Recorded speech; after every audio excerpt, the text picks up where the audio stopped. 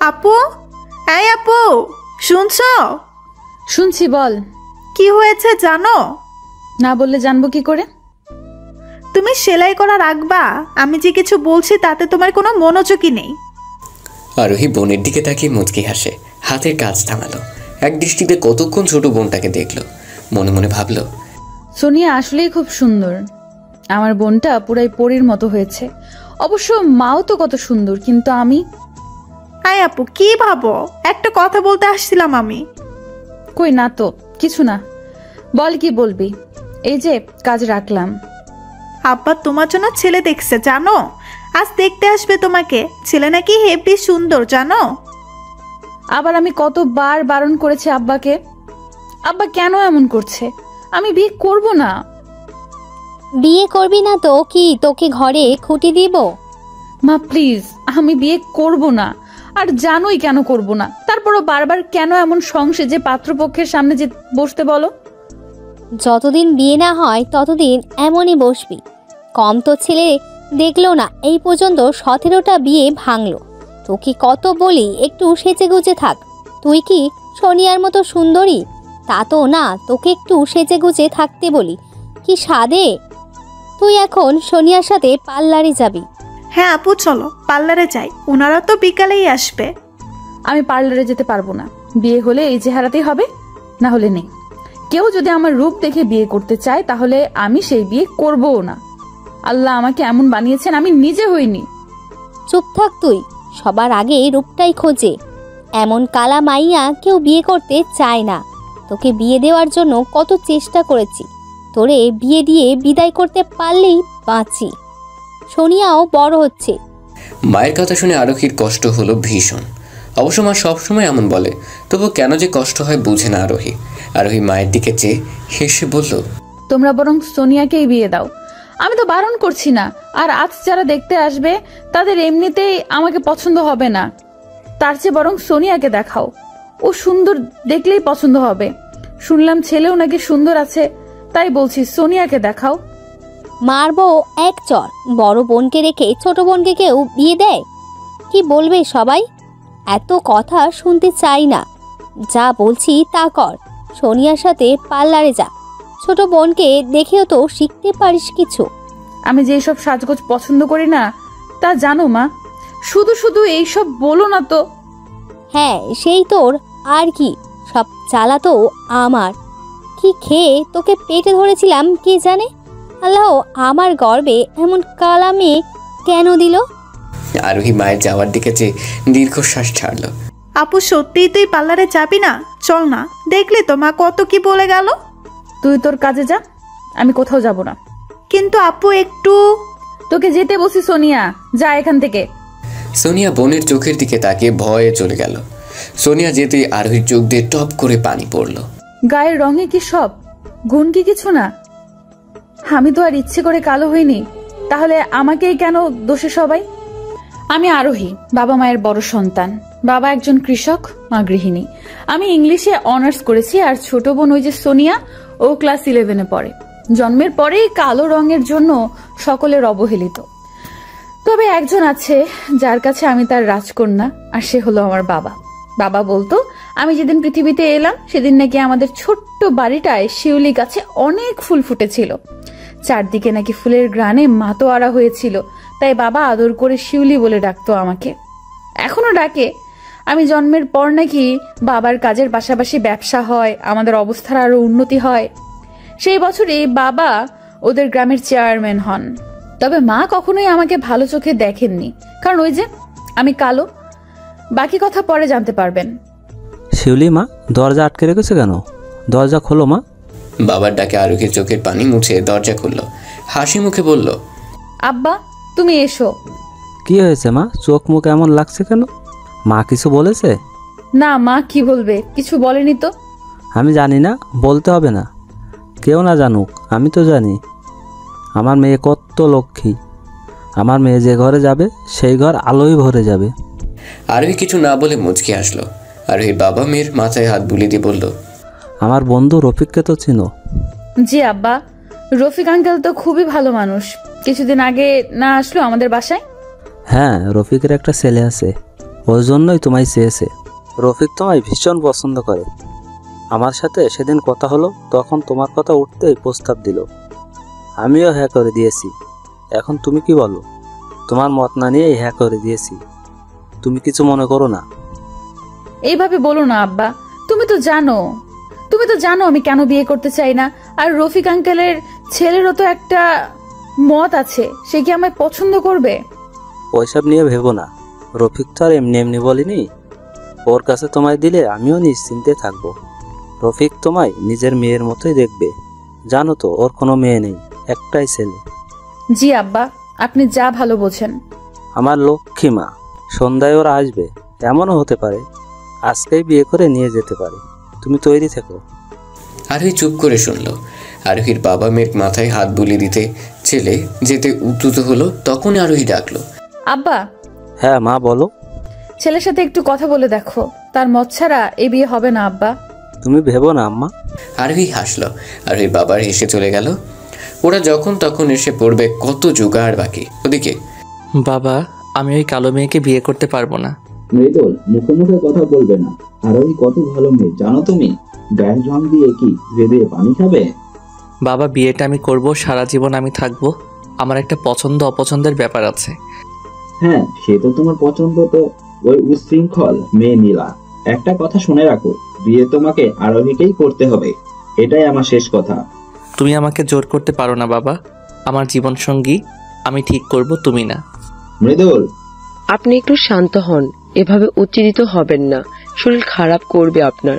তোমার ছেলেকে বোঝাও, ওর বিয়ে আরোহীর সাথেই হবে। না হয় আমার সম্পত্তি এক অংশও পাবে না ও। আমি বুঝাচ্ছি ওকে, আপনি ঘরে যান। বুঝিয়ে তৈরি হতে বলো, ও বাসায় যাবো আমরা।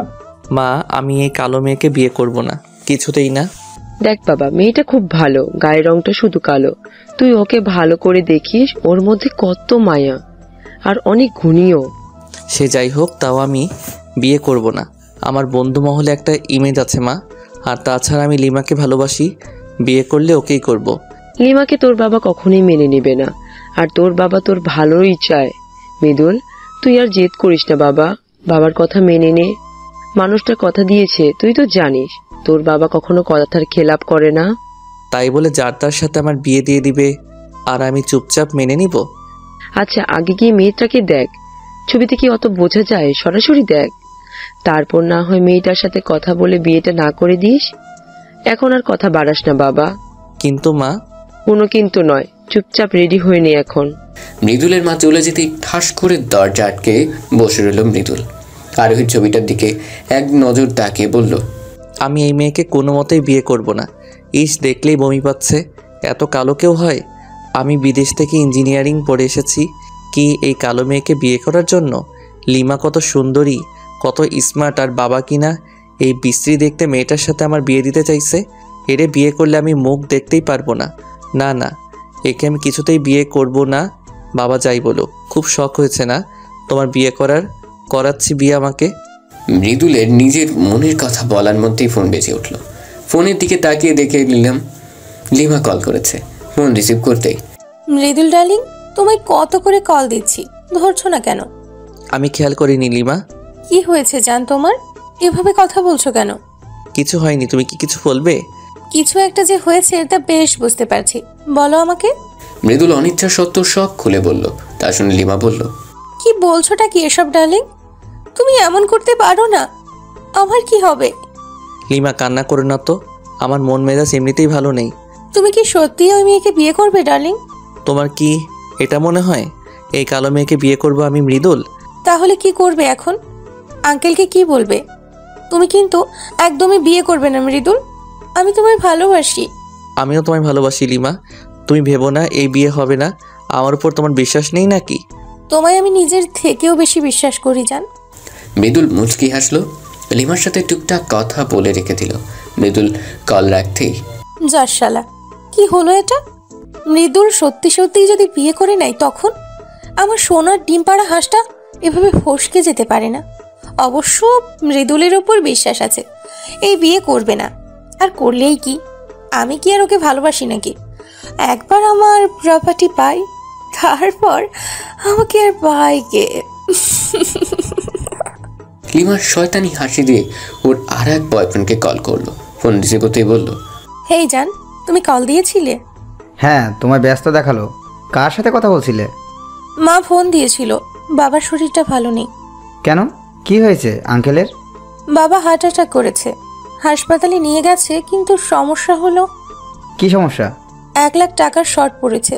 তুমি তো জানোই আমার অ্যাকাউন্ট লক করা, কি যে করি। এই ব্যাপার? আরে তুমি চিন্তা করো না, আমি আছি তো। তুমি আমার সাথে দেখা করো, আমি দিচ্ছি। কিন্তু তার বিনিময়ে তোমায় আমাকে কি দিতে হবে জানো তো? হ্যাঁ জানি, সমস্যা নেই, আমি আসছি, তুমি জায়গাটা টেক্সট করে দিও। ওকে সোনা, তাড়াতাড়ি চলে এসো, আমি অপেক্ষা করব। কাল কেটে গেল। শালা লুচ্চা, আমি জানতাম এমন কিছুই বলবে। এসব ছেলেরাও না শুধু শরীর খোঁজে, কি আর করার, আবার একবার নিজেকে বিলিয়ে দিতে হবে। গরিব ঘরের মেয়ে লিমা পড়াশোনার জন্য ঢাকায় আসে, কিন্তু পরিবারের এত সামর্থ্য না থাকা এই পথই বেছে নিয়েছে। বড়লোকের ছেলের সাথে ভালোবাসার নাটক, তারপর শারীরিক সম্পর্ক আর কারি কারি টাকা। মৃদুলকে যে ভালোবাসে তা নয়, ওর বাবার সম্পত্তির উপরে লোভ। মৃদুলেও অনেকবার বলেছে ইন্টিমেট হওয়ার জন্য, কিন্তু তার এক কথা, না লিমা, বিয়ের আগে কিছু নয়, বিয়ে হোক তারপর বাকি সব। তোমায় হালালভাবে নিজের করে নিতে চাই। বিয়ের পর তো তুমি আমারই, তখন না হয় হবে বাকি সব। আরোহী, তোর হলো, ওরা চলে এসেছে। হয়ে গেছে মা, আমি আপুকে নিয়ে আসছি।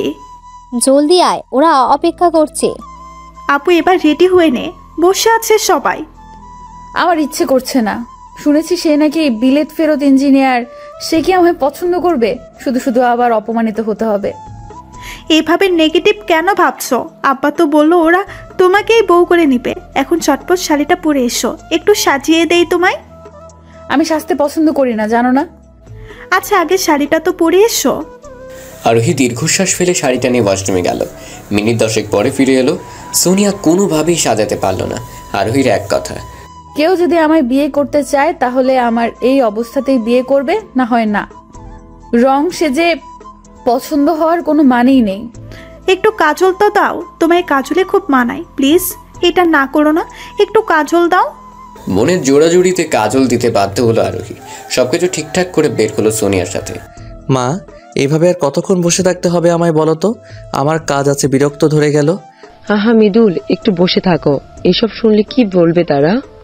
বুঝলে আসিফ, আরোহী মাকে আমার ঘরে বউ করার জন্য তর্স হয়েছেন আমার। এত গুণী একটা মেয়ে আছে, আর আমি এই কিছুদিন জানলাম না। ভাবা যায় এগুলো? তুমি কতদিন পরে আসছো তার ঠিক আছে? ওই যে গ্রাম ছেড়ে গেলে আর আসলে না। সময় পাই নাই ভাই, তবে ভাগ্যিস এসেছিলাম, না হয় এত লক্ষ্মী একটা মেয়ে দেখা পেতাম। মৃদুল ভীষণ বিরক্ত হচ্ছে এসব কথায়। মৃদুলের মুখ দেখে আরোহীর মা ভালোই বুঝতে পারলো। মৃদুল বাবা, তুমি তো কিছু নিচ্ছই না, শরবতটা নাও। ভাই সাহেব, আরোহিমা এখনো এলো না কেন? এসে গেছি আমরা। সোনিয়ার কথায় মৃদুল চোখ তুলে তাকালো। মৃদুলের দৃষ্টি ঘোমটা দেওয়া রমণীর দিকেই গেল। আরোহী একবার চাইলো মৃদুলের দিকে চোখাচোখি হলো। আরোহী চোখ সরিয়ে সালাম দিল। সালাম উত্তর মৃদুলের বাবা দিল। ওয়ালাইকুম আসসালাম মামনি, এসো বসো। আমার পাশে এসে বসো মা। আরোহী মৃদুলের মায়ের পাশে গিয়ে বসলো। মৃদুল এক নজর তাকিয়ে আর তাকালো না। আরোহীকে দেখে তার কোনো ইন্টারেস্টই যাচ্ছে না, তাই চুপ করে বসে ফোন স্ক্রল করছে। ভারী মিষ্টি মেয়ে তো তুমি। তা মা, তুমি এখন কি করছো? মানে পড়াশোনা করছো নাকি অন্য কিছু? আমি ইংলিশে অনার্স করেছি আন্টি। বাহ, দারুণ তো। আর এই কথার ফাঁকে ফাঁকে মৃদুলের দিকে তাকাচ্ছে বারবার, কিন্তু মৃদুলের সেদিকে কোনো খেয়ালই নেই। বেশ কিছুক্ষণ কথাবার্তা বলে মৃদুলের বাবা বলল, আরোহী মাকে তো আমার সবসময় পছন্দ, নতুন করে আর কিছু বলার নেই। আমরা চাচ্ছি আজ আংটি পরিয়ে যেতে, সামনের সপ্তাহে বিয়ের কাজ সম্পূর্ণ করব। আপনাদের কি মত? তুমি যা ভালো মনে করো, আমাদের অমতের কিছু নেই। বাবার কথা শুনে মৃদুল যেন আকাশ থেকে পড়ল। বাবার দিকে তাকাতে কড়া চোখে চাইল। মৃদুল রাগে ফুসফুস করতে লাগলো, আরোহী মা, তোমার কি আমার ছেলেটাকে পছন্দ হয়েছে? তুমি মত দিলে কথা আগাবে। আরোহী একবার মৃদুলের দিকে চাইলো। মৃদুল শক্ত মুখ করে বসে আছে। আরো কিছুক্ষণ চেয়ে থেকে ভাবলো, ওনার চোখ মুখ দেখে মনে হচ্ছে উনি রাজি নয়। আসলেই কি তাই? আরোহী মা। জি আঙ্কেল। বললে না তো মৃদুলকে তোমার পছন্দ হয়েছে কিনা? আমার বাবা মায়ের পছন্দই আমার পছন্দ আঙ্কেল। তারা যা ভালো বুঝবে তাই হবে। লক্ষ্মী মেয়ে। মৃদুলের মা আরোহীকে আংটিটা পরিয়ে দাও। আর দেরি কিসের? মৃদুলের মা আংটিটা পরিয়ে দিল। আরোহী মৃদুলের দিকে চেয়েছিল, কিন্তু মৃদুল একভাবেই বসেছিল। হঠাৎই মৃদুল উঠে দাঁড়ালো। আমার একটা জরুরি কাজ আছে, আমাকে এখন যেতে হবে। কাউকে কিছু বলার সুযোগ না দিয়ে মৃদুল বেরিয়ে গেল। মৃদুলের মা জোর করে হেসে বলল, কিছু মনে করবে না, হুটহাট কাজ পড়ে যায়। গবেট কোথাকার। আচ্ছা, আজ তাহলে আমরা উঠি। তাহলে ওই কথাই রইল, সামনে শুক্রবার ওদের বিয়েটা দিয়ে দিতে চাই। সে কি রাতের খাবার খেয়ে যাবেন তো? না আপা, আজ আর নয়। এখন থেকে তো আসা যাওয়া হবেই। আরেকদিন না হয়। বুঝতেই তো পারছেন, যেতে আবার সময় লাগবে। ঠিক আছে, আজ তাহলে আটকালাম না। যাওয়ার আগে কোলাকুলি করে গেল। মৃদুলের মা নিজের গলা ঠেলে সোনার চেইনটাও পরিয়ে দিয়ে গেল আরোহীকে। ওরা যেতেই সোনিয়া আরোহীকে জড়িয়ে ধরে বলল, আপু দুলাভাই কিন্তু হেব্বি জোস। উফ, আমার যে কি খুশি লাগছে, তোমার বিয়ে হবে। কি আনন্দ। হয়েছে তোমাদের আনন্দ করা, এবার আমি ঘরে যাই। হ্যাঁ হ্যাঁ, যাও। আরোহী রুমের দিকে পা বাড়াতেই বাবা ডাকলেন, শিউলি মা। জি আব্বা। তুমি খুশি তো মা? তোমাদের খুশিতেই আমি খুশি আব্বা। আসিফ সাহেব মুচকি হাসলেন। তিনি জানতেন আরোহী এই উত্তরে দিবে। ঠিক আছে, তুমি রুমে গিয়ে ফ্রেশ হও। আর এই রুমে এসে জানালার গ্রিল ধরে দাঁড়ালো। রাত হয়ে গেছে। গ্রামের সন্তান নামলেই মনে হয় কত রাত। আর ওই রাতের পরিবেশটা দেখছিল আর ভাবছিল, আমার কোনো মনে হচ্ছে উনি আমায় পছন্দ করেনি। অবশ্য করার কথাও না। শুধু কি বাবা মায়ের জন্যই মেনে নিল নাকি অন্য কিছু? আরোহীর ভাবনার মাঝেই সোনিয়া এলো। কি আপু, তুমি এখনো ফ্রেশ হওনি? কার কথা ভাবছো? দুলাভাইয়ের কথা? মারবো কিন্তু, শুধু পাকনা পাকনা কথা। আচ্ছা বললাম না, এখন তাড়াতাড়ি করো। খাবো তো নাকি? আসছি, যাও। সোনিয়া চলে যেতে আরোহী মুচকি এসে ফ্রেশ হতে চলে গেল। ওদিকে, তোমরা পেয়েছোটা কি? আমার ইচ্ছার বিরুদ্ধে এভাবে বিয়ে দিতে পারো না তোমরা। চুপ মৃদুল, বাবা শুনবে। শুনুক, ওই কাইলা মেয়েকে আমি কিছুতেই বিয়ে করব না। মৃদুল, ওই কালো মেয়েটাই একদিন তোমার চোখের মণি হবে, মিলিয়ে দিও। কোনো দিনও না, এমনটা কখনোই হবে না। ওরে আমি বিয়ে কিছুতেই করতে পারবো না। হনহন করে বেরিয়ে গেল মৃদুল। ছেলের দিকে তাকে মৃদুলের মা স্বামীর দিকে চাইল। আচ্ছা, ছেলের অমতে বিয়ে দেওয়া কি ঠিক হচ্ছে মৃদুলের বাবা? হ্যাঁ মানছি, আরোহী মেয়েটা ভালো, কিন্তু মৃদুলের পছন্দও তো হলো না। জোর করে বিয়ে দিলে যদি পস্তাতে হয় পরে, কষ্ট তো ওই মেয়েটারই পাবে। তুমি একবার ভেবে দেখতে পারতে। আমার উপর আস্থা আছে তোমার? থাকবে না কেন? তুমি আজ অবধি যে সিদ্ধান্ত নিয়েছো সব ভালোই হয়েছে, কিন্তু ছেলের দিকে তাকিয়ে। আমার এই সিদ্ধান্তটা একদমই ঠিক আছে। ছেলের কথা শুনলে তো আর ওকে পানিতে ফেলে দিতে পারি না। আমি যা করছি ওর ভালোর জন্যই করছি। আরোহী খাঁটি সোনা, তাতে কোনো খাট নেই। মৃদুলও বুঝবে। একবার ঘরে আসতে দাও আরোহীকে।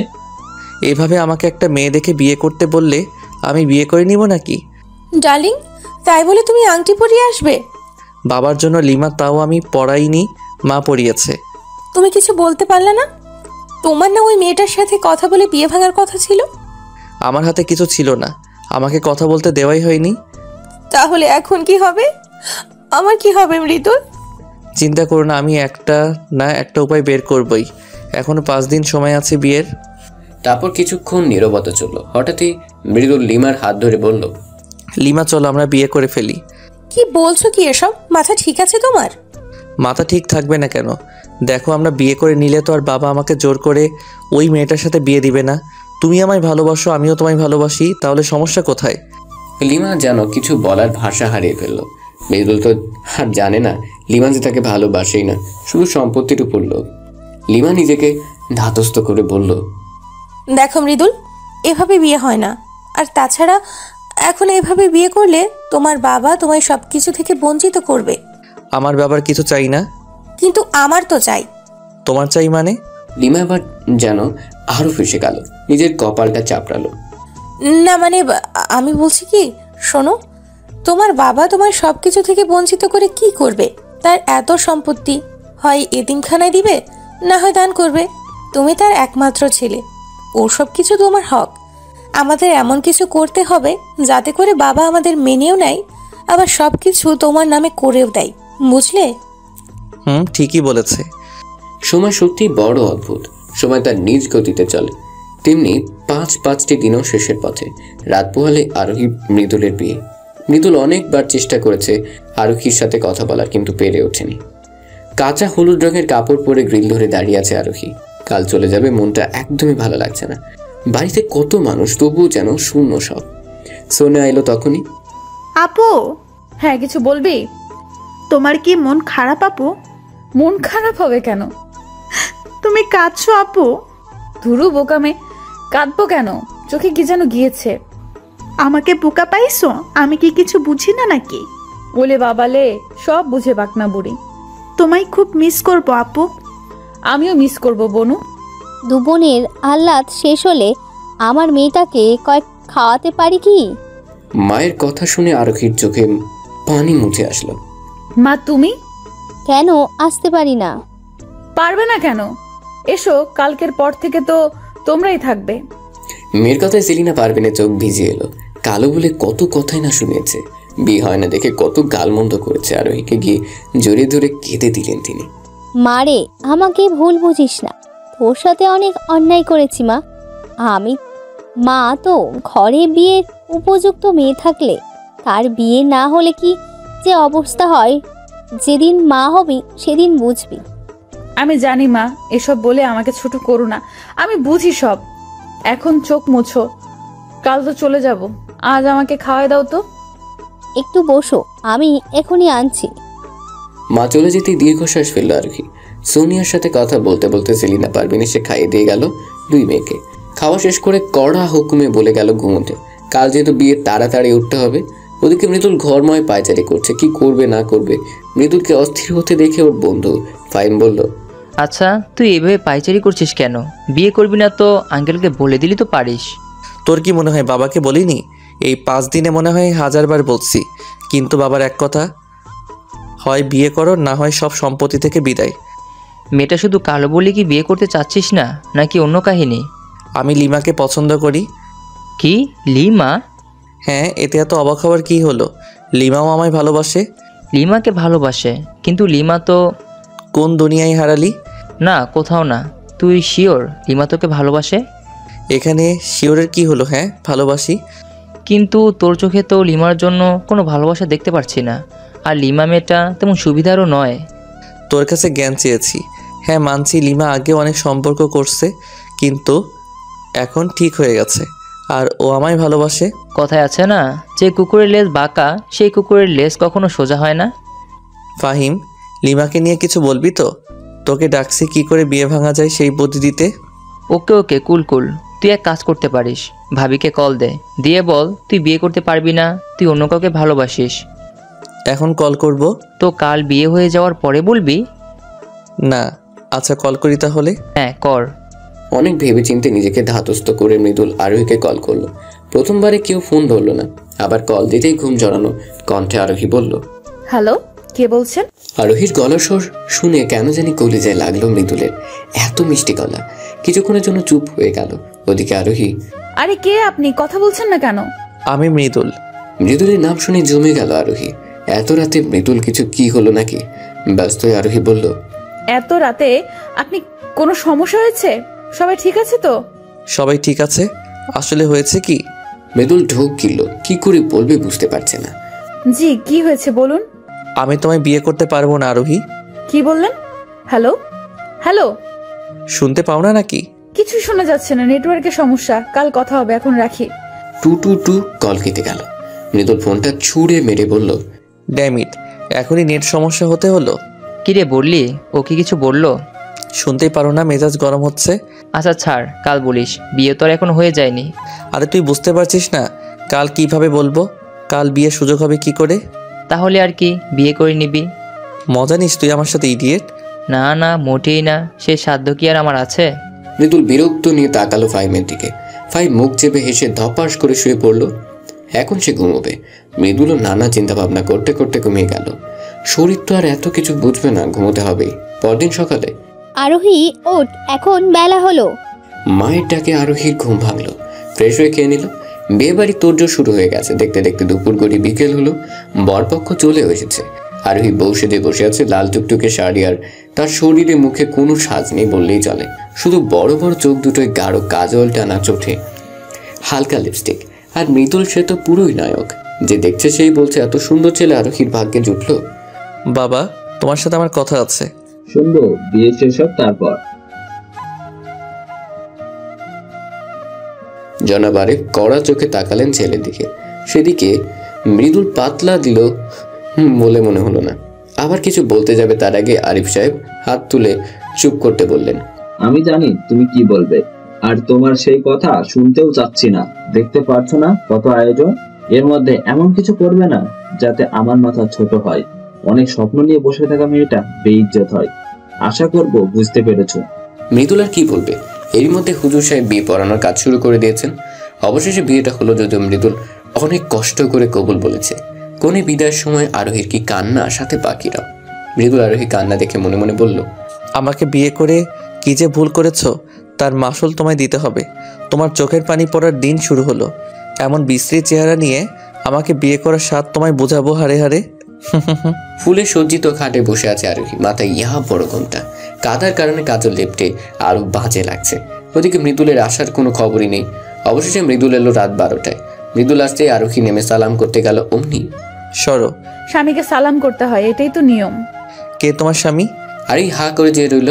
কে আমার স্বামী আপনি জানেন না? না, জানি না। যদি বলো আমি তোমার স্বামী তাহলে বলবো আমি কারো স্বামী না। কি বলছেন এসব? মাথা ঠিক আছে? মাথা ঠিকই আছে। তুমি ভাবলে কি করে তোমার মতো পেতনিকে আমি আমার বউ হিসেবে মানবো? আরোহী যেন ঝাটকা খেল, চোখ দিয়ে পানি পড়তে লাগলো। এখন কেন বলছেন? আগে বলেননি কেন? সব বাবার জন্য। বাবার জন্যই আমার জীবনটা নষ্ট হলো। আপনি কি চাচ্ছেন তাহলে? ডিভোর্স। ডিভোর্স?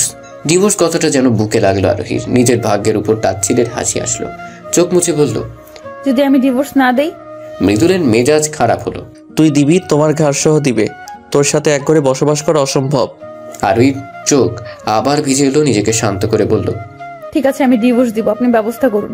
কিন্তু আমার একটা শর্ত আছে। কি শর্ত?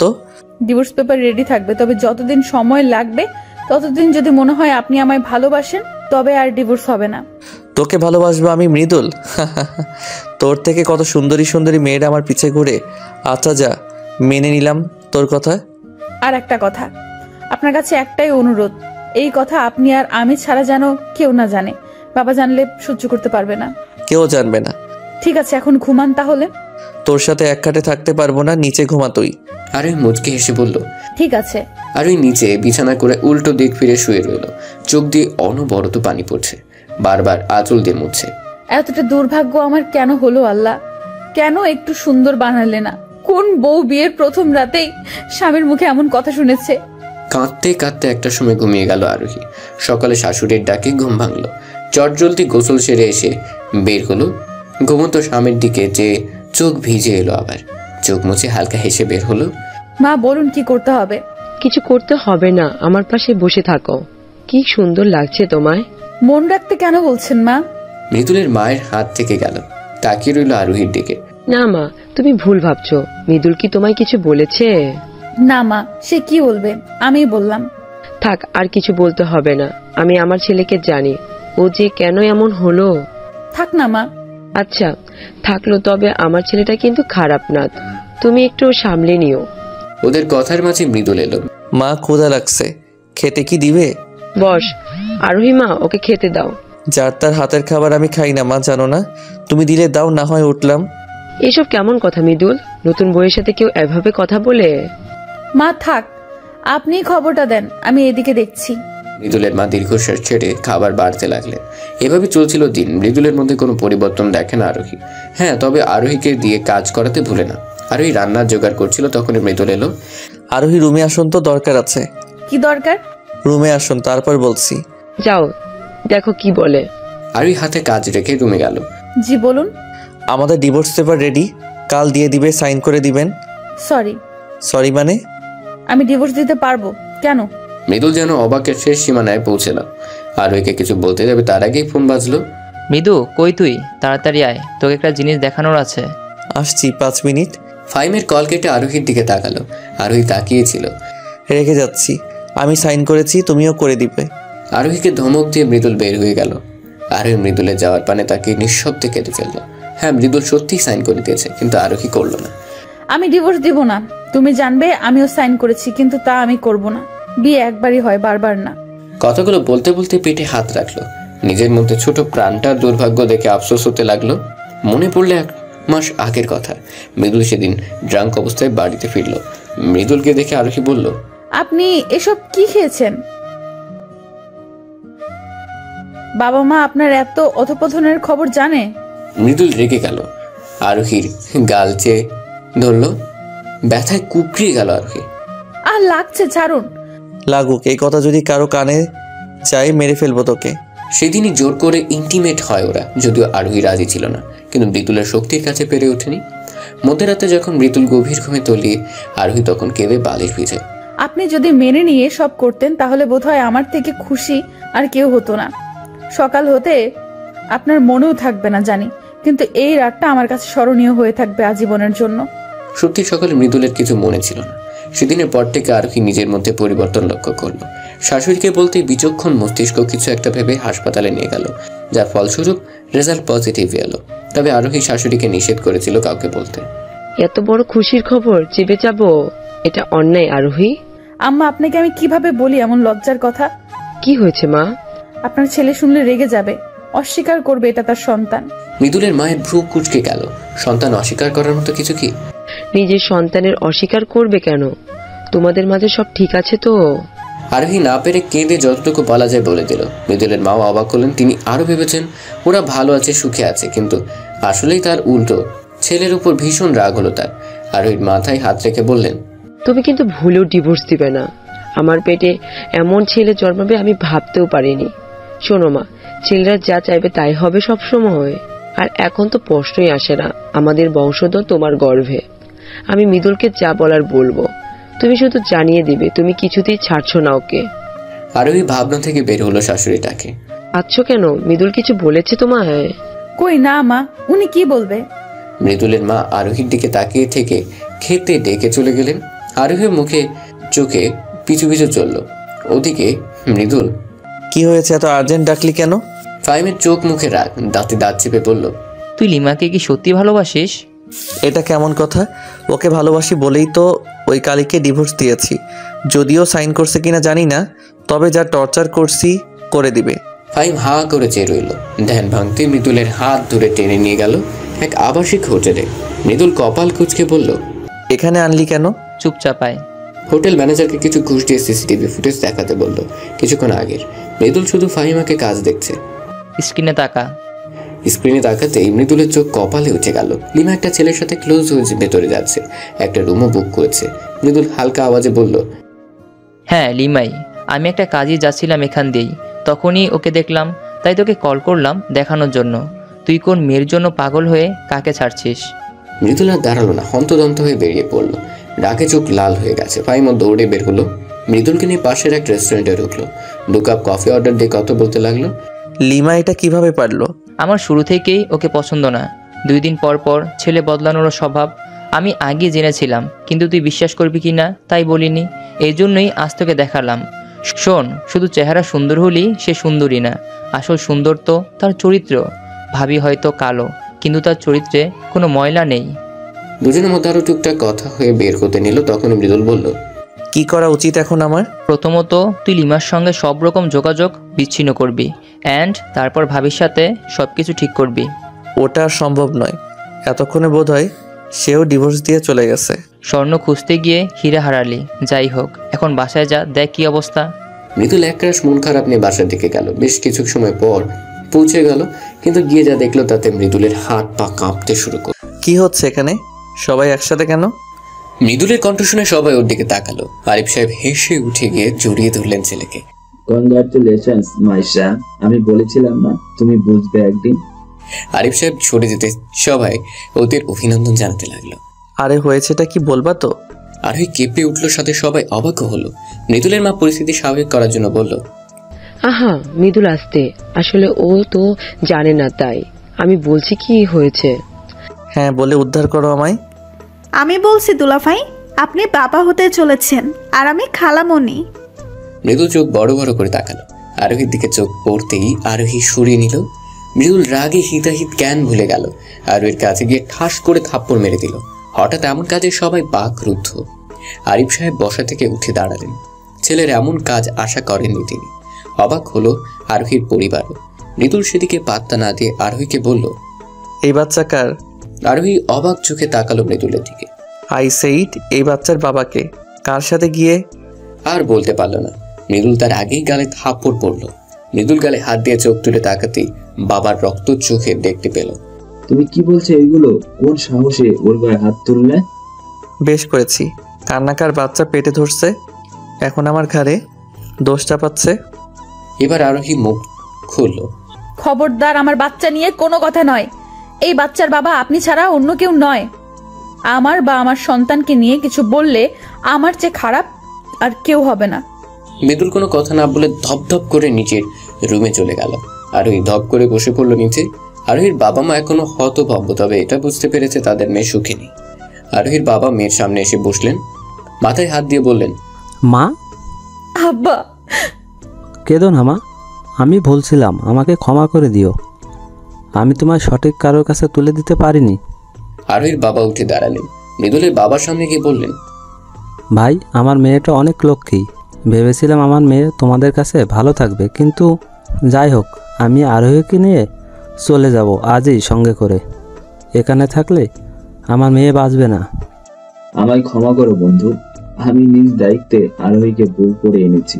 আমার ছেলে এত অধঃপতনে যাবে কখনো ভাবতেই পারিনি। তোমাদের কাছে কঠিন সত্য লুকিয়েছি আমি। সত্য? কোন সত্য ভাইজান? আরোহী এবার জল ভরা চোখে চাইল। শ্বশুরমশাই কোনো সত্যের কথা বলছে। মৃদুলের বাবা চোখ মুছে বললেন, মৃদুল একটা মেয়েকে পছন্দ করত, কিন্তু মেয়েটা একদম ভালো নয়। ওই মেয়ের লোভ আমার সম্পত্তির ওপর। ওর হাত থেকে বাঁচাতে আরোহীকে আমি এনেছি। বলতে পারো জোর করে বিয়ে দিয়েছি। সকলে হা হয়ে গেল। মৃদুলের বাবা আরোহীর সামনে গিয়ে হাত জোর করে বললেন, তোর কাছে আমি অপরাধী মা, ক্ষমা করে দিস। তোর যা ভালো মনে হয় তুই কর, আমি আর আটকাবো না তোকে। আমিও বুঝতে পেরেছি এখানে থাকলে মৃদুল তোকে নানাভাবে অশান্তি দিবে। এইভাবে হাত জোর করবেন না বাবা। আমার মা বাবাকে ছেড়ে এসে আপনাদের মতো মা বাবা পেয়েছি, এটা কয়জনে পায়। আমি কোথাও যাব না বাবা, এখানেই থাকবো, অন্তত যতদিন না আমার সন্তান পৃথিবীতে আসছে। কিন্তু আরোহী? কোনো কিন্তু নয় মা, আমি কোথাও যাব না, এটাই আমার শেষ কথা। ঠিক আছে, তুমি যা ভালো বুঝো, সাবধানে থেকো। যদি মনে হবে এখানে আর থাকবে না, তখনই একটা কল করো, নিয়ে যাব আমি। আজ তবে আসি, আমার মেয়েটাকে একটু দেখে রাখবে। ওরা চলে যেতে আরোহী পা বাড়ালো রুমের দিকে। পেছন থেকে মৃদুলের মায়ের ডাক পড়ল। আরোহী থেমে গেল, পিছু ফিরে চাইল। আমাদের ভুল বুঝিস না মা। না মা, ভুল বুঝবো কেন? আমার ভাগ্যে যা ছিল তাই হয়েছে, ভবিষ্যতেও হবে। আপনি চিন্তা করবেন না। রুমে যাই, আপনার ছেলের কিছু লাগবে কিনা দেখি। তুই এখনো ওর কথা ভাবছিস? ও যাই করুক, যেমনই হোক, তবু আমার স্বামী। বাবু পৃথিবীতে আসুক, তারপর না হয় মুক্ত করে চলে যাব। আরোহী আর দাঁড়ালো না, কান্নাগুলো দলা পাকিয়ে আসছে। জলদি চোখের পানি মুছে ঘরে গেল। মৃদুল ঘাটে হেলান দিয়ে বসে কিছু একটা ভাবছিল। আরোহী সেদিকে খেয়াল না করে কাপড় নিয়ে গোসল করতে ঢুকতে গেল। তখনই এই দাঁড়া। আরোহী থামলো, কিন্তু পেছন ফিরল না। এই বাচ্চার বাবাকে সত্যি করে বল, কেউ না জানুক। তুই ভালো করেই জানিস তোর সাথে আমার কিছু হয়নি, তাহলে বাচ্চা আসলো কোথা থেকে? আরোহী চুপ। ও যেন জানতো এমনটাই হবে। আরোহীর চুপ থাকা দেখে মৃদুলের আরো রাগ হলো। কাজে গিয়ে হাত টেনে ধরে ঝাঁকিয়ে বলল, এখন চুপ কেন? কথা বল, বাচ্চার বাপকে সত্যি করে বল। আরোহী ব্যথায় কুকড়িয়ে গেল, চোখ দিয়ে 2 ফোঁটা পানি পড়ল। শক্ত গলায় বলল, এই বাচ্চার বাপ মৃদুল, আর কেউ নয়। মৃদুলের শরীর যেন জ্বলে উঠল। আরোহীকে ধাক্কা করলো, আঘাত করলো। এই বাচ্চার বাবা আমি, তাই না? আজ তোকে মেরেই ফেলবো, সত্যি কথা বল। হ্যাঁ পারেন তো, ওই একটা কাজই করতে। যতই হাত তুলুন না কেন, এই সন্তানের বাবা আপনি। হ্যাঁ আপনি। সেদিনের কথা মনে নেই? মদ গিলে এসে যে পুরুষত্ব দেখালেন, ভুলে গেছেন? মৃদুলের হাত থেমে গেল। অবাক হয়ে চাইল আরোহীর দিকে। সেদিন ওদের মধ্যে না, ও আর ভাবতে পারল না। মিথ্যা বলছিস তুই, বল মিথ্যা বলছিস? আমি কিছু মিথ্যা বলছি না। আমি জানতাম আপনি ভুলে যাবেন, তাই বলতে চাইনি, কিন্তু বাধ্য হলাম। মৃদুল টি টেবিল লাথি দিয়ে বের হয়ে গেল রুম থেকে। আর ওই হাউমাউ করে কাঁদতে লাগলো। হে আল্লাহ, কেন এমন করছো আমার সাথে? আমি কি অন্যায় করেছি? কিসের শাস্তি দিচ্ছ এমন? মৃদুল ফিরল বেশ রাত করে। রুমে ঢুকতে দেখতে পেল আরোহীকে কাচুমাচু হয়ে ঘুমিয়ে আছে, শীতে কাঁপছে ভীষণ। মৃদুলের মায়া হলো, এগিয়ে গিয়ে কাঁথা টেনে দিতে গিয়ে থমকে গেল। হাত লাল হয়ে আছে, মনে পড়ল দুপুরের কথা। ছি, আমি এত নিচু কাজ কি করে করলাম? আরোহীর ঘুমন্ত মুখটার দিকে তাকাতে মৃদুলের বুক কেঁপে উঠল। আরোহীর মুখের দিকে তাকিয়ে রইল। হঠাৎ আরোহীর হাত ওর হাতের সাথে লাগতেই আর এক দফা অবাক হলো। ও মাই গড, এত গরম কেন শরীর? জ্বর আসলো নাকি? কপালে হাত দিতে বুঝলো ভীষণ জ্বরে পড়েছে মেয়েটা। নিজের উপরে নিজের রাগ হলো ভীষণ। সে রাতে আরোহীর সেবা করে পার করলো মৃদুল। হঠাৎ এই কালো মেয়েটার প্রতি ভীষণ মায়া হলো। আরোহীর বলা কথাগুলো শোনার পরে মৃদুল অনেক ভেবে মনে করতে পেরেছে সেদিন রাতের কথা। উফ, শরীর এত ব্যথা করছে কেন? এগুলো কি এখানে কেন? কপালে হাত দিয়ে দেখলো কাপড় ভিজে আছে। পাশ ফিরে তাকাতে আরোহী অবাক হলো মৃদুল হাতের উপর ভর দিয়ে ঘুমিয়ে আছে। নিজের শরীরের দিকে তাকিয়ে দেখলো প্রচুর ঘেমে গেছে। আমার কি কাল জ্বর এসেছিল? উনি কি? ঠোঁটের কোণে মুচকি হাসির দেখা মিলল। মৃদুলের দিকে তাকিয়ে জোরে শ্বাস নিয়ে গোসল করতে গেল। গোসল সেরে বের করতে দেখলো মৃদুল উঠে গেছে। আর ওকে দেখে মৃদুল বলল, জ্বর কমেছে আপনার? কেমন লাগছে এখন? ভালো লাগছে। ব্যাস, আর কিছু বলল না। চুল আঁচড়াতে লাগলো। মৃদুল কেমন উসখুস করতে লাগলো। আর ওই দেখেও না দেখার ভান করলো। শুনুন। আর এই ভ্রু কুচকে তাকালো। আসলে আমার কাজ আছে, বলার হলে বলুন, না হয় গেলাম। আসলে কালকের জন্য সরি, আমার আসলে মাথা ঠিক ছিল না। কেন, আপনার লিমা কিছু করছে নাকি? আপনি লিমার কথা আমি সবই জানি। কিন্তু আপনি কিভাবে? ওসব আপনার না জানলেও চলবে। তবে চিন্তা করবেন না, আমার সন্তান পৃথিবীতে এলে আমি আপনাদের জীবন থেকে চলে যাব, মুক্ত করে দেব আপনাকে, কোনো দায় রাখবো না। আরোহী, আমি। মৃদুলের মুখে নিজের নাম শুনে কেঁপে উঠল আরোহী। চোখ টলমল করে উঠল। নিজেকে শক্ত রাখার চেষ্টা করলো আরোহী। মৃদুলকে থামিয়ে বলল, ব্যাস, আপনাকে কিচ্ছু বলতে হবে না। আচ্ছা, লিমা অনেক সুন্দরী, তাই না? অবশ্য হবেই নাই বা কেন, আপনার চয়েস বলে কথা। আমিও কুৎসিত একটা মেয়ে, না আছে রূপ, না আছে অন্য কিছু। যাই হোক, একদিন দেখা করাবেন, কেমন? মৃদুল কিছু বলতে যাবে তার আগে বের হয়ে গেল আরোহী। কান্নার সব দলা পাকি আসছে। ও আল্লাহ, আমাকে সহ্য করার শক্তি দাও। আরোহী মা। জি মা। তুমি রান্নাঘরে কি করছো? তোমায় না বলেছি এই সময় চুলার কাছে আসবে না, যা লাগবে আমাকে বলবে। কি যে বলেন মা, আমার বসে থাকতে ভালো লাগে না, তাই ভাবছিলাম নাস্তাটা আমিই বানায় ফেলি। তোমায় করতে হবে না মা, তুমি বসো, আমি তোমায় চা করে দিই। সে কি মা, আমিই পারবো। একটা মার দিব, যা বলছি তাই করো, যাও। আরোহী আর কি বলবে, মায়ের হুকুম বলে কথা। আরোহীকে চা করে দিয়ে তিনি নাস্তা বানাতে ব্যস্ত হলো। আর আরোহীর সাথে গল্প করতে লাগলো। এই সময়টা সাবধানে থাকতে হয়, বুঝলে? ভালো ভালো খাবার খেতে হয়, ভারী কাজ একদমই করা যাবে না। তোমায় একটা গল্প শোনাই, তবে ঠিক গল্প না, তখন মৃদুল আমার পেটে। তোমার শ্বশুর, সে কি যত্ন আমার। আমাদের বিয়েটা হয়েছিল পারিবারিক ভাবেই। শুরুতে তোমার শ্বশুর তেমন একটা আমাকে পছন্দ করতো না। মৃদুল পেটে আসার পরে পাল্টে গেল, আমায় চোখে হারাতে লাগলো। সেই থেকে এখন অবধি তিনি আমায় ভালোবাসেন। আরোহীর বিষণ্ণতা নিয়ে মুচকি হাসলো। আরোহীর বিষণ্ণ মুখটা দেখে মৃদুলের মা আরোহীর থুতনি ধরে বললেন, মৃদুলও বদলে যাবে, দেখো। মৃদুলও তোমায় ভালোবাসবে, একটু সময় দাও। আমি জানি ও ঠিক বুঝবে। 9 মাস পেটে ধরেছি তো, বুঝি আমি। এমনটা হলে আমার থেকে খুশি আর কেউ হতো না, কিন্তু তা কি আদৌ হবে? হয়েছে, এখন এত ভাবতে হবে না। এই নাও, এই ফলগুলো শেষ করো, আর 2টো ডিম। মা, এগুলো এখন? হ্যাঁ, এখনই সব শেষ করো, তারপর নাস্তা করবে। আরোহী চোখ মুখ কুচকে খেতে লাগলো। মৃদুল এলো তখনই। মা, ক্ষুধা লাগছে, খেতে দাও। বস, দিচ্ছি। মৃদুল তাকালো আরোহীর দিকে। আরোহী সেদিকে না তাকিয়ে ডোন্ট কেয়ার ভাব নিয়ে ফল খেতে লাগলো। হঠাৎ ভীষণ বমি পেল আরোহী। ওক ওক দৌড়ে বেরিয়ে পড়লো আরোহী। ওয়াশরুমে গিয়ে গড় গড় করে বমি করে দিল। মৃদুল ওর সাথে সাথে এসেছিল। আরোহীকে বমি করতে দেখে 2 বাহুতে হাত রেখে ধরলো। আরোহী চোখ মুখে পানি দিয়ে তাকালো। এই নিন, পানিটা খান। লাগবে না। আরোহী চলে গেল। মৃদুল আহাম্মকের মতো চেয়ে রইল। যা বাবা, ভালোর জন্যই তো সাধলাম, অবশ্য নেওয়ার কথাও না আমি যা করছি। মৃদুলকে নাস্তা করে বের হলে গন্তব্য ফাহিমের বাসা। ফাহিমের বাসায় গিয়ে ভর ছেড়ে দিয়ে বসলো মৃদুল। তা দেখে ফাহিম বলল, কি রে, তুই এই সময় আমার বাসায়? সব ঠিক আছে তো? লিমা আবার কিছু করেছে নাকি? না, ও কি করবে? 2 দিনে কতবার যে কল করছে, আমি ব্লক করে রেখে দিছি। ওই শালি ভালো হবে না। আর আচ্ছা, সে যাই হোক, এখন কি অবস্থা? আরোহী সব জেনে গেছে। জেনে গেছে মানে? কি জানছে? লিমার আর আমার যে সম্পর্ক ছিল তা। পুলিশ কি কিভাবে জানলো? অবশ্য ভুল কিছু তো আর জানেনি। চুপ কর তুই। জানছে তো কি হয়েছে? তুই তো আর ভাবিকে ভালোবাসিস না। ভালোবাসিস কি বলছি, তুই তো পছন্দই করিস না। মৃদুল কিছু বলল না, মন খারাপ করে চুপ করে রইল।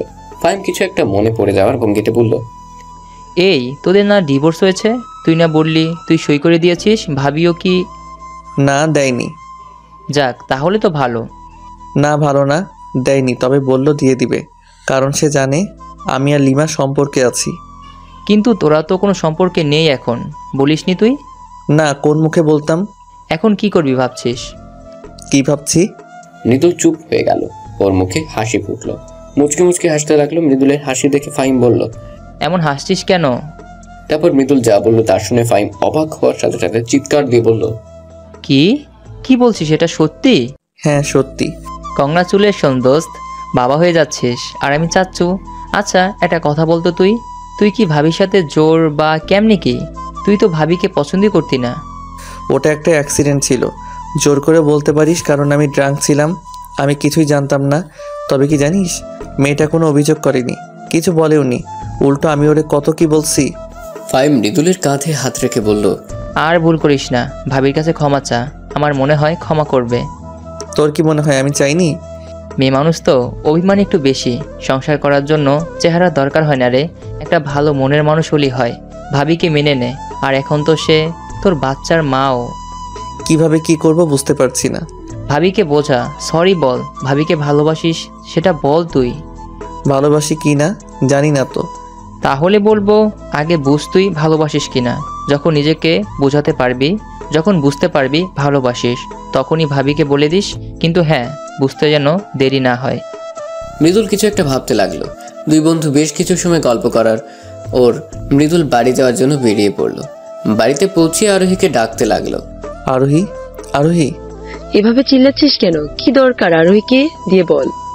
দরকার আছে মা, তাই ডাকছি। মৃদুল, তুই কিন্তু আর ভয় পেও না, আমার বাচ্চার মায়ের গায়ে আমি হাত তুলব না। ভদ্রমহিলা ছেলের কথায় অবাক হলেন, সাথে খুশিও। মৃদুল, তুই ঠিক আজ বলছিস নাকি অন্য কোনো ভাবনা আছে তোর? সত্যি করে বল। এবার যদি আর কোনো কিছু করিস না, আমি তোকে ছেড়ে কথা বলবো না কিন্তু। আমি ঠিক আছি মা, আর ঠিক বলছিও, যে অন্যায় আমি করেছি তা ক্ষমার অযোগ্য, তবু আমি চাই ভুল শুধরাতে। হঠাৎ এমন ভাবনা উদয় হলো কি করে? লিমা কি আছে নাকি গেছে? মৃদুল মাকে খুলে বলল। সব শুনে তিনি বেশ রাগলেন লিমার ওপর। পরক্ষণে আবার শুকরিয়া আদায় করলেন আল্লাহর দরবারে। ছেলের কপালে চুমু খেয়ে বললেন, আমি জানতাম তুই বুঝবি।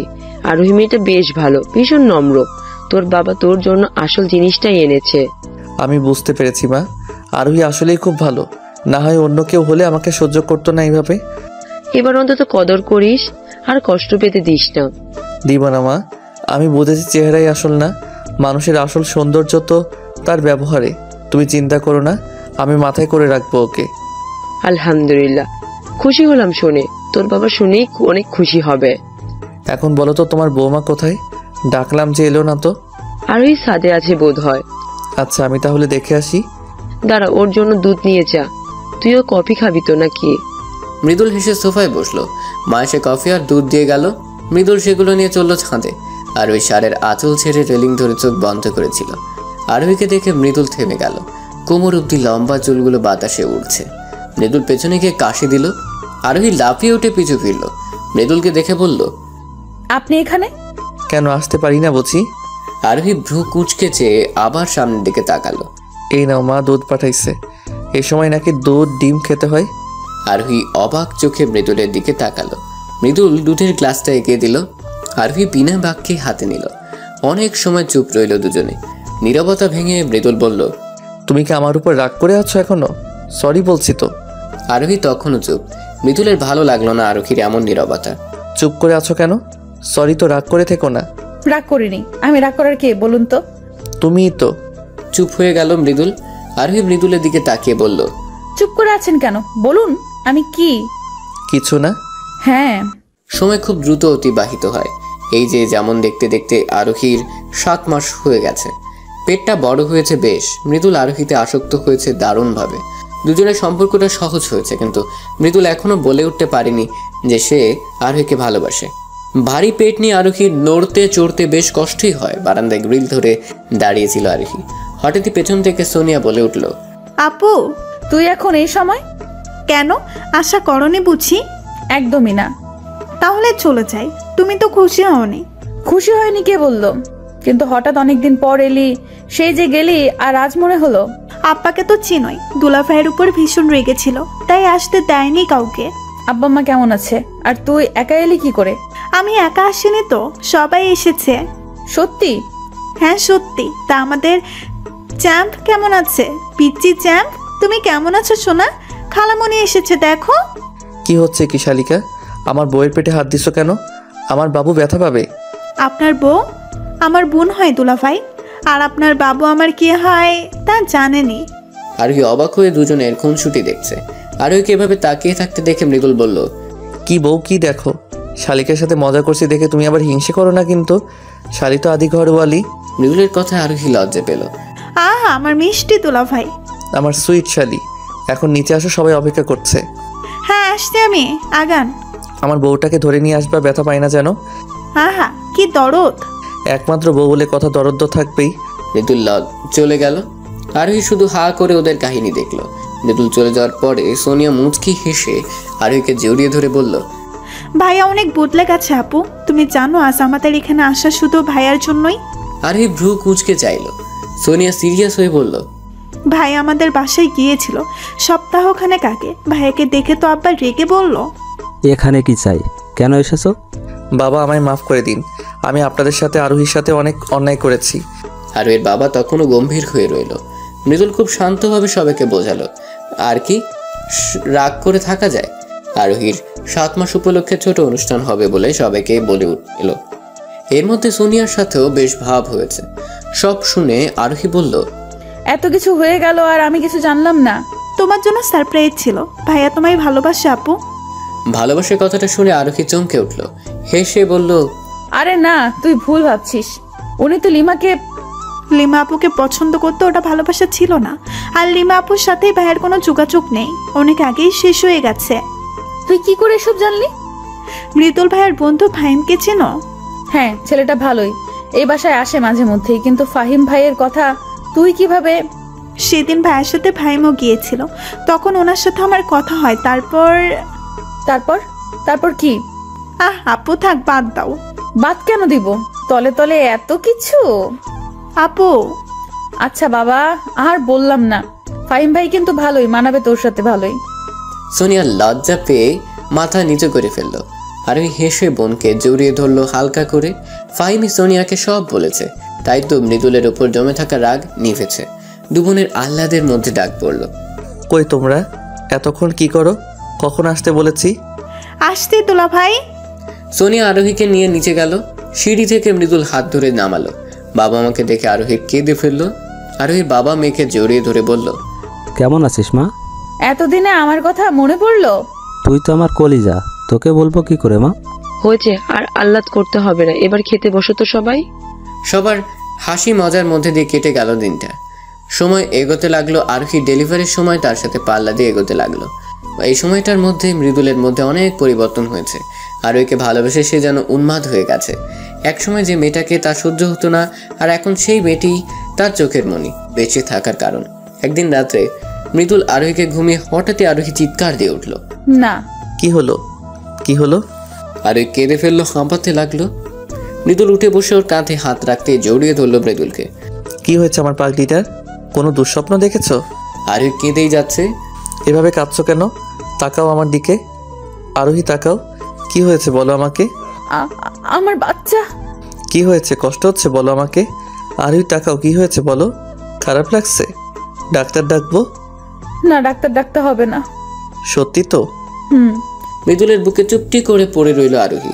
হঠাৎ বলল, আচ্ছা আমি যদি মারা যাই আপনি কি আবার বিয়ে করবেন? এসব কি কথা আরোহী? বলুন না, শুনুন। আর বিয়ে করবেন না কেমন?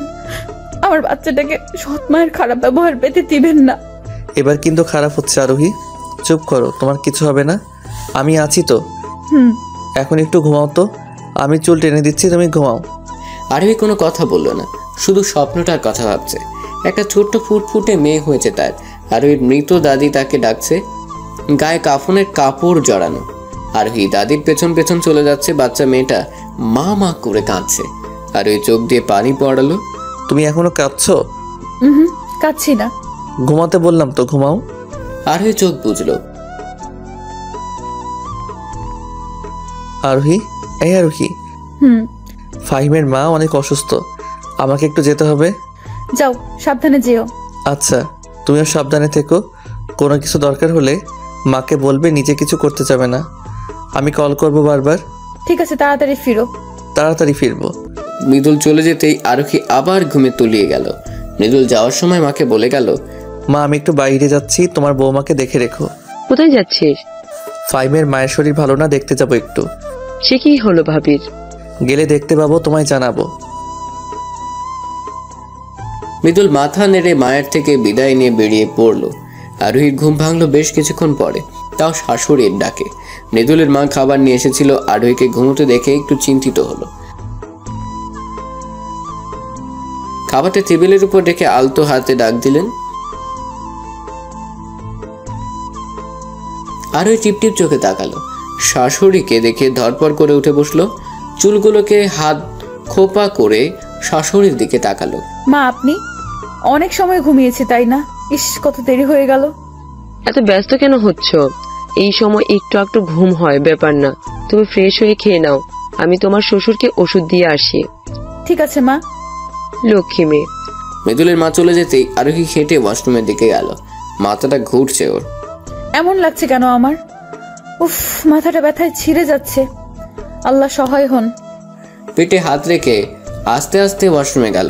চোখ মুখে পানি দিয়ে বের হতে যেতেই মাথা ঘুরে গেল। পানিতে পা গেলে পড়ে গেল আরোহী। অমনি চিৎকার করে উঠল। আল্লাহ গো! ব্যথায় মুখ নীল হয়ে গেল। পেটে হাত দিয়ে কাতরাতে লাগলো, কিন্তু কেউ শুনলো না ওর আওয়াজ।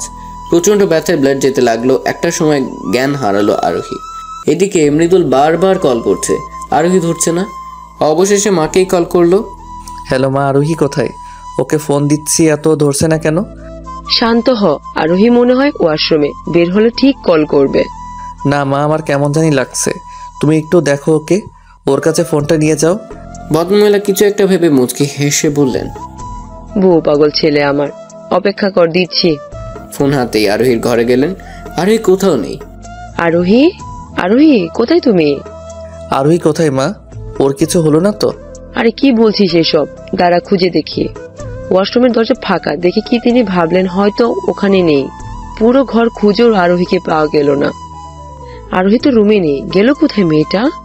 মা ভালো করে দেখো। তিনি আবার খুঁজলেন, অবশেষে ওয়াশরুমে গেলেন। আরোহীর অবস্থা দেখে চিৎকার দিয়ে বললেন, আরোহী! সকলে হাসপাতালের করিডোরে বসা। মৃদুল মাথা নিচে করে বসে আছে, চোখ দিয়ে পানি পড়ছে টুপটুপ। দুবারের মানুষে ভরে আছে। আরোহীর মা হাউমাউ করে কাঁদছে। আমার মেয়েটার সাথে এ কি হলো? আল্লাহ, কোন পাপে শাস্তি দিচ্ছ মেয়েটাকে? মা চুপ করো, এভাবে কেঁদো না, আপুর কিচ্ছু হবে না।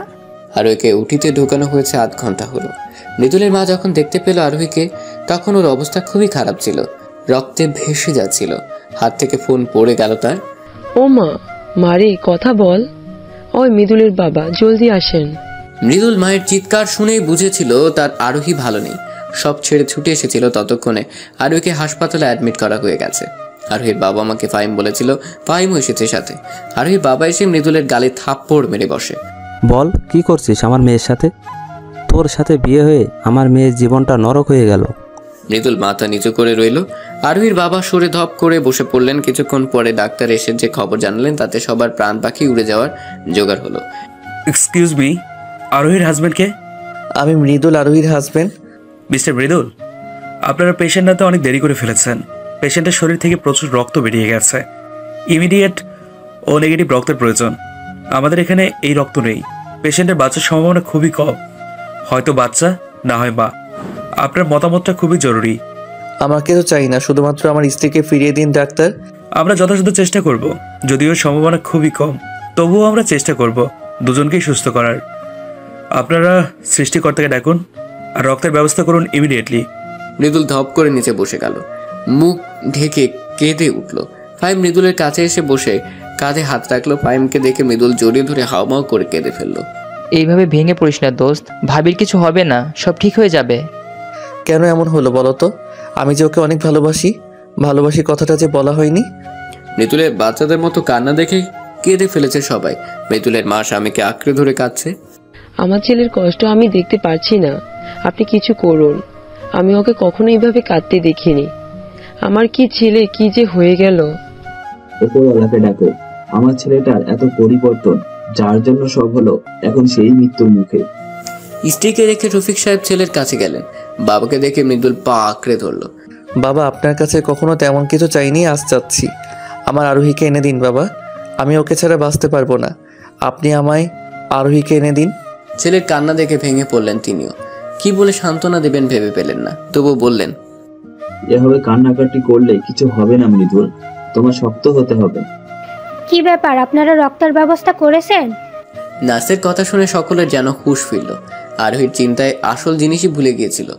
ওদের চুপ থাকতে দেখে নার্স আবার বলল, 10 মিনিটের মধ্যে রক্তের ব্যবস্থা করুন। আমি রক্ত দিব। সোনিয়ার কথায় কি যেন ছিল। ওর দিকে চাইলো সবাই, সেদিকে পাত্তা না দিয়ে সোনিয়া বলল, আমার রক্তের গ্রুপ ও নেগেটিভ, চলুন আমি দিব রক্ত। রক্ত লাগবে 4 ব্যাগ। আপনার তো মনে হয় বয়স কম, রক্ত নেওয়া যাবে না। আমার বোন মৃত্যুর সাথে লড়াই করছে আর আপনি আমার বয়স নিয়ে আছেন। আমি তো বললাম আমি রক্ত দিব। ঠিক আছে আসুন, কিন্তু 1 ব্যাগের বেশি রক্ত নেওয়া যাবে না। বাকি রক্তের ব্যবস্থা করুন।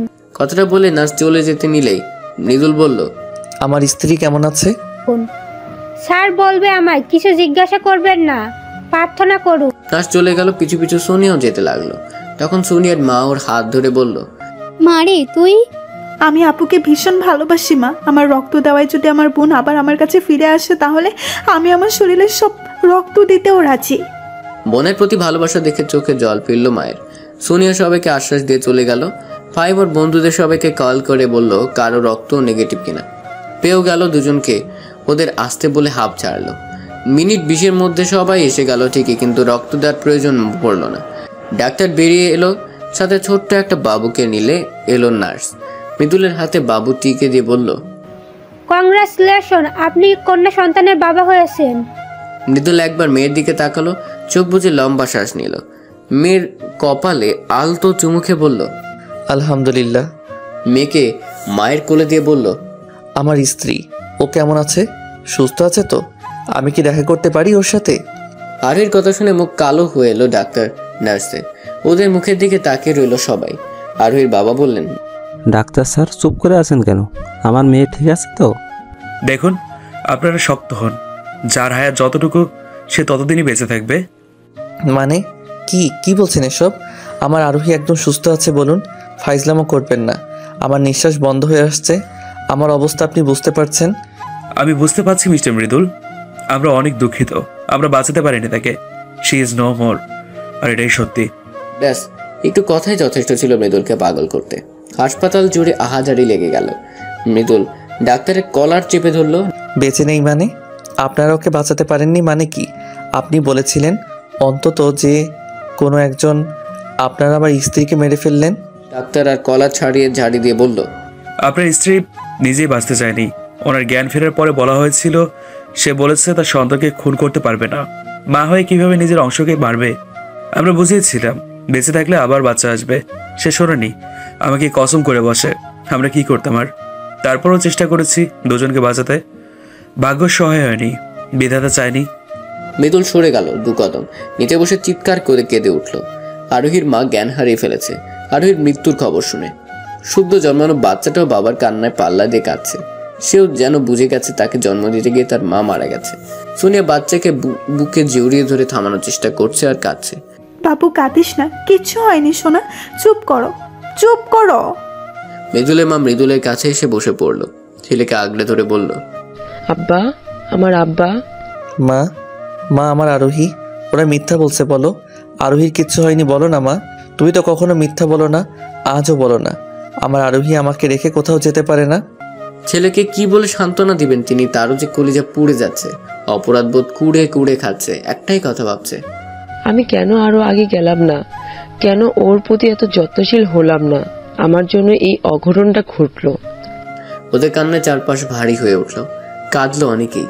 আরোহীর মা হাজারি করতে লাগলো। বাবা বেরিয়ে গেলেন। এখানে থাকা তো সম্ভব হচ্ছে না। মৃদুলের বাবা এক কোণে বসে রইলেন ঠেস দিয়ে। সেও তো আরোহীকে নিজের মেয়ে বলেছে, আজ তার মেয়েটা নেই। আরোহী নেই এই কথাটা যেন বিশ্বাসই হচ্ছে না। হঠাৎই মৃদুল উঠে দাঁড়ালো, মেয়ের দিকে তাকিয়ে দেখলো কাঁদছে এখনো। আমার সোনা মেয়ে কেঁদো না, তোমার মাম্মার কিছু হয়নি মা। পাপা এখনই যাবে আর মাম্মাকে জাগিয়ে তুলবে। মৃদুল মেয়েকে বাবার কাছে নিয়ে বলল, বাবা মেয়ের কানে আজান দিন, আমি আপনার বৌমাকে জাগিয়ে আসি। মৃদুলের এমন আচরণে অবাক হলো সবাই। ছোট বাবুটাকে কোলে নিয়ে কানের কাছে আজান দিলেন আরিফ সাহেব। মেয়ের কান্না থেমে গেছে। বাবার কোলে গিয়ে দাদুর দিকে তাকিয়ে আছে কেমন গম্ভীর হয়ে। আমার ছোট গিন্নি একদম মায়ের মতো হয়েছে, শুধু গায়ের রংটা বাবার মতো হয়েছে। ছোট আরোহী আমার দিদুন। মৃদুল গুটি গুটি পায়ে আরোহীর দিকে এগিয়ে গেল। হাসপাতাল থেকে 8 ঘন্টা সময় দেওয়া হয়েছে। সব ফর্মালিটি শেষ করে আরোহীর দেহ নিয়ে যেতে বলা হয়েছে। ফাইম সবকিছু শেষ করলে এখন আরোহীকে নিয়ে যাওয়ার পালা। মৃদুল গিয়ে দেখলো আরোহী ঘুমিয়ে আছে, চাদর দিয়ে পুরো শরীর ঢাকা। আরোহীর কাছে গিয়ে বসলো, চাদর সরিয়ে অজস্র চুমু খেলো মুখটায়।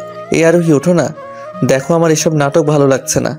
তাড়াতাড়ি উঠে বসে বলো তো, বাবুর আব্বু আমার চুল টেনে দেন, বাবুর আব্বু আমার ক্ষুধা লাগছে খাবার এনে দেন।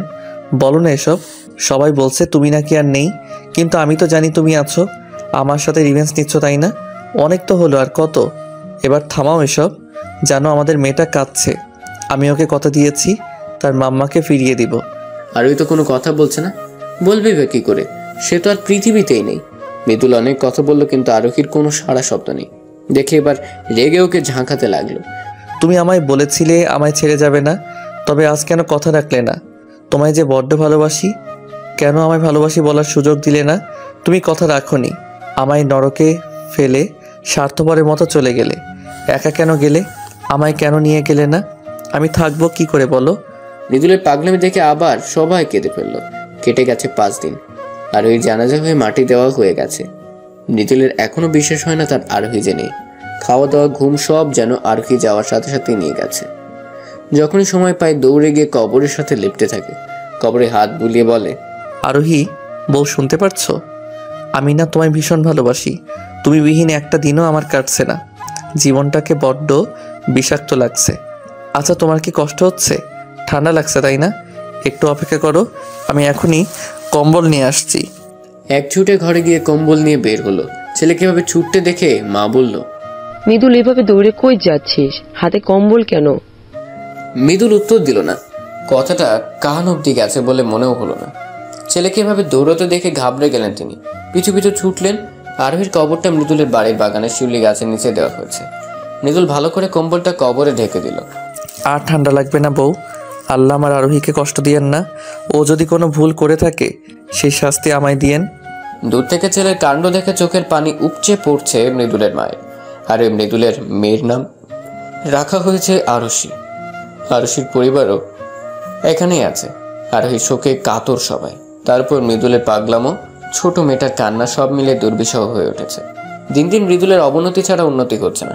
সেদিন বিকেলে মৃদুল ছাদে দাঁড়িয়ে আরোহীর কবরের দিকে চেয়েছিল। পেছন থেকে সোনি এসে কাঁধে হাত রাখলো। ভাইয়া, হুম, আরুষিকে কোলে নাও। তুমি মেয়েটার সাথে অন্যায় করেছো ভাইয়া। এই বাচ্চা মেয়েটার কি দোষ বলো তো? ওকে কেন বাবার ভালোবাসা থেকে বঞ্চিত করছো? মৃদুল ফিরে তাকালো সোনিয়ার দিকে। সোনিয়ার কোলে আরুষিকে দেখে বুক কেঁপে উঠল। একদম আরোহীর কার্বন কপি হয়েছে। সেই চোখ, সেই নাক, সেই ঠোঁট, হাসো একদম আরোহীর মতো। ফুটফুটে এক বাচ্চা। মৃদুল হাত বেড়ে কোলে নিলে বাবার কোলে গিয়ে সে কি আহ্লাদ মেয়ের। আঙ্গুল চাচ্ছে আর মুচকে মুচকে হাসছে। মেয়ের হাসি দেখে মৃদুলও হাসলো একটু। সারা মুখে চুমু খেলো। একদম আরোহীর মতো হয়েছে তাই না বলো? গায়ের রংটা আমার মতো পেয়েছে। এছাড়া বাকি সব আরোহীর। আরোহী গিয়েও যেন ফিরে এসেছে। আমার আপু। ভাইয়া একটা কথা বলি। বলো। আপু আমাদের ছেড়ে চলে গেছে 2 মাসের বেশি হলো। ভাইয়া, মানুষ সবসময় সাথে থাকে না। আল্লাহর পরিকল্পনার উপরে কারো হাত নেই। তুমি এমন পাগনামি করছো, এটা দেখে আপুও তো কষ্ট পাচ্ছে বলো। তাই বলছি কি। মৃদুল হাত থামিয়ে চুপ করতে বলল। মেয়ের হাত মুট করে ধরে বলল, আরশি হওয়ার 2 দিন আগে আরোহী সারা রাত আমার বুকে ছিল। ও সেদিন খুব ভয় পেয়েছিল, হয়তো কোনো খারাপ স্বপ্ন দেখেছিল। আমায় সেদিন বলেছিল ও না থাকাতেও ওর জায়গায় জানি কখনো কাউকে না বসাই। আমিও কথা দিয়েছিলাম নতুন করে জীবন গোছাতে বলো না। আরোহীর জায়গায় আমি কখনো নতুন করে কাউকে দিতে পারবো না। আমি আমার মেয়েকে নিয়েই বাকি জীবন পার করে দিব। আমি বেঁচে থেকে আরোহীকে আজীবন ভালোবাসবো। ওর প্রতি ঝোঁক আমার মৃত্যুর পরেও মিটবে না। 5 বছর পর। পাপা হয় রিও, কি হয়েছে আরুষি সোনা? মামনি পাপা কোথায়? দেখছি না যে। পাপা কি ভুলে গেল আজ আমার 5th বার্থডে? তোমার পাপ্পা কি এই কথা ভুলতে পারে মামনি? দিদি ভাই এদিকে এসো তো, খেয়ে নিবে। না, পাপা এলেই খাবো। দাদু, মাম্মার জন্য আজ হুজুর থেকে মিলাদ দিবে না? ছোট আরুষির কথা চোখ ছলছল করে উঠল। আজ যেমন আরুষির জন্মদিন, তেমনি আরোহীরও মৃত্যুবার্ষিকী। এই দিন আরোহীর জন্য দোয়া করা হয়, এতিম বাচ্চাদের খাওয়ানো হয়। হ্যাঁ দিব তো সোনা, তোমার পাপা সেই ব্যবস্থাই করতে গেছে। তুমি খেয়ে নাও না, হয় পাপা রাগ করবে। কি হয়েছে, কে খাচ্ছে না? পাপা এখনো খাওনি কেন মা? কত বেলা হলে দেখছো? তুমিও তো খাওনি পাপা, আমি তোমায় খাইয়ে দিই। বাবা মেয়ে দুজনকে খাইয়ে দিল। আরোহীর মৃত্যুবার্ষিকী সুষ্ঠুভাবে সম্পন্ন হলো। মৃদুল আরোহীর কবরের সামনে গিয়ে দাঁড়ালো, এক তোড়া গোলাপ নিয়ে। কবরের উপর গোলাপটা রেখে হাত বুলিয়ে দিল। তোমার মেয়ে কত বড় হয়েছে জানো? সে এখন পাপাকে খাইয়ে দেয়, শাসন করে, আদর করে, সারা বাড়ি দৌড়ে বেড়ায়। ঠিক যেন তুমি। মেয়ের জন্য দোয়া করো, তোমায় যে বড্ড ভালোবাসি, সারা জীবন বাঁচবো। আমিও মামামকে ভীষণ ভালোবাসি। হঠাৎ মেয়ের গলা শুনে পিছে ফিরে দেখলো আরুষি কাঁদছে। তুমি এখানে? তোমায় খুঁজতে এলাম। পাপা, আল্লাহ কেন আমার মাম্মামকে আমাদের থেকে নিয়ে গেল? তোর মাম্মা সবসময় আমাদের সাথে আছে সোনা। মামাও আমাদের অনেক ভালোবাসে।